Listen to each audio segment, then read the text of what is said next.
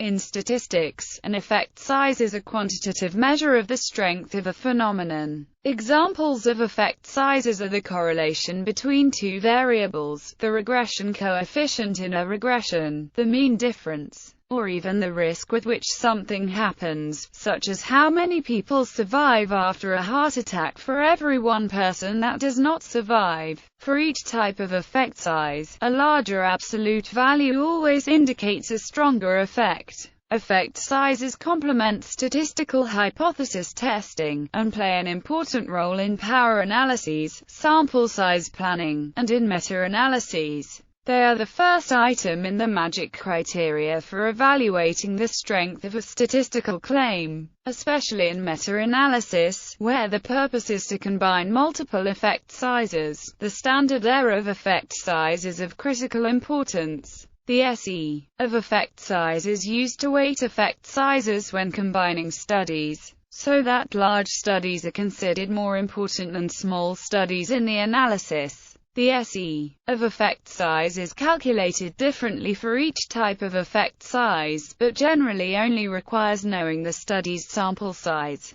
or the number of observations in each group. Reporting effect sizes is considered good practice when presenting empirical research findings in many fields. The reporting of effect sizes facilitates the interpretation of the substantive, as opposed to the statistical, significance of a research result. Effect sizes are particularly prominent in social and medical research.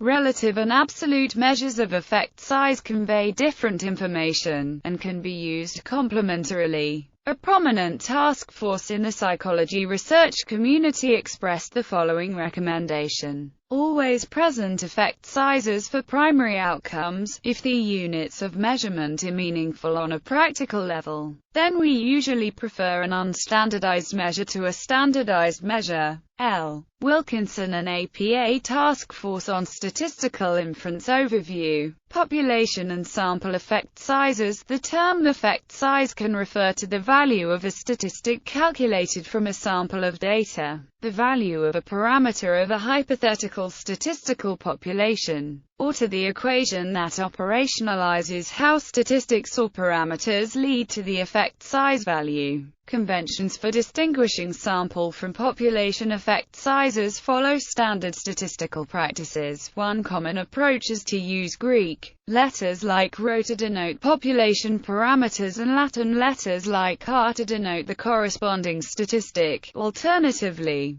a hat can be placed over the population parameter to denote the statistic, e.g., with being the estimate of the parameter. As in any statistical setting, effect sizes are estimated with sampling error, and may be biased unless the effect size estimator that is used is appropriate for the manner in which the data were sampled and the manner in which the measurements were made. An example of this is publication bias, which occurs when scientists only report results when the estimated effect sizes are large or are statistically significant.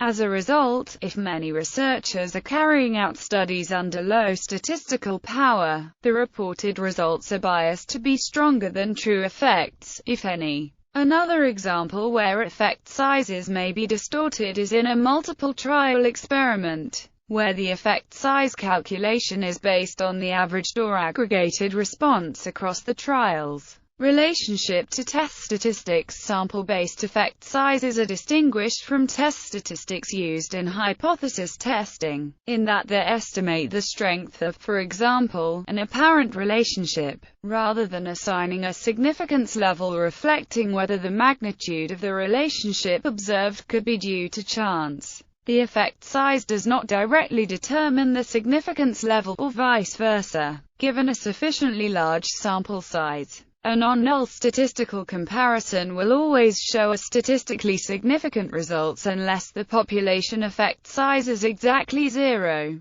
For example, a sample Pearson correlation coefficient of 0.01 is statistically significant if the sample size is 1000. Reporting only the significant p-value from this analysis could be misleading if a correlation of 0.01 is too small to be of interest in a particular application. Standardized and unstandardized effect sizes. The term effect size can refer to a standardized measure of effect, or to an unstandardized measure. Standardized effect size measures are typically used when the metrics of variables being studied do not have intrinsic meaning, when results from multiple studies are being combined, when some or all of the studies use different scales, or when it is desired to convey the size of an effect relative to the variability in the population. In meta-analyses, standardized effect sizes are used as a common measure that can be calculated for different studies and then combined into an overall summary.